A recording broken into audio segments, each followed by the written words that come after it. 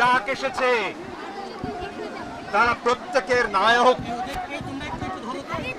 আমরা পারিনি রে ভাই, এত বছর ধরে অন্যায় হয়েছে, আমরা চুপ করে দেখেছি, তোমরা পেরেছো।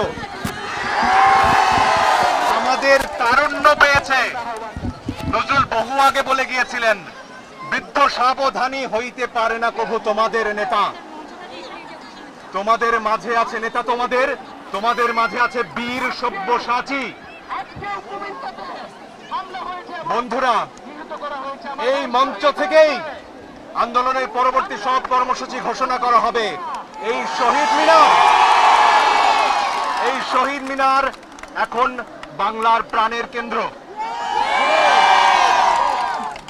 আমাদের নেতারা আলোচনা করছেন, আমাদের সমন্বয়করা আলোচনা করছেন, তারাই আমাদের নেতা, তারা সিদ্ধান্ত নেবেন। তারুণ্য সিদ্ধান্ত নেবে কেমন হবে আমাদের পরের বাংলাদেশ।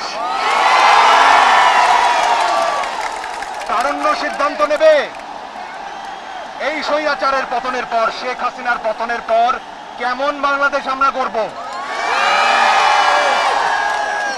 তারুণ্য সিদ্ধান্ত নেবে পতনের প্রক্রিয়া কি হবে, কার কাছে তিনি ক্ষমতা হস্তান্তর করবেন, সেটাও তারুণ্য বলে দেবে। আমার ভাইয়ের, আমার বোনের, আমার সন্তানের লাশের ওপর দিয়ে আলোচনা হয় না। সবাই একটু বসি, আমরা সবাই বসি। ইতিহাসের এক একটা মোড় থাকে, দেয়ালের লিখন থাকে। আপনাদের বলতে চাই, যারা এখনো ক্ষমতা আঁকড়ে আছেন, দেয়ালের লিখন পড়ুন, সেখানে আপনার পতন লেখা আছে। আজ সারা দেশে মানুষ পথে নেমেছে। গুলি চালিয়েছেন, আরো চালাবেন, চালান। লাখো আবু সাইদ বুক পেতে দাঁড়াবে,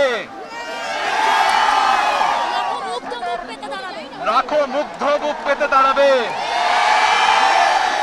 লাখো ফারহান ফায়াজ বুক পেতে দাঁড়াবে। কজনকে মারবেন, কটা বুলেট আছে আপনার? বলেছিলেন 5 বছর গুলি ছুড়লে নাকি আপনাদের বুলেট শেষ হবে না। সাহস থাকে তো ছুড়ুন।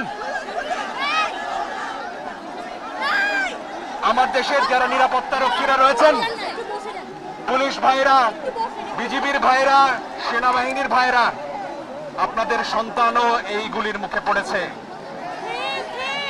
আপনাদের বেতন আমাদের টাকায় হয়, ভুলে যাবেন না। 52-তে জেগেছি, 69-এ জেগেছি, 71-এ জেগেছি, 90-এ জেগেছি। 2024-এ নতুন বাংলাদেশ গড়ব আমরা। যে বাংলাদেশে বৈষম্য থাকবে না, যে বাংলাদেশে ন্যায় বিচার থাকবে, অবিচার থাকবে না,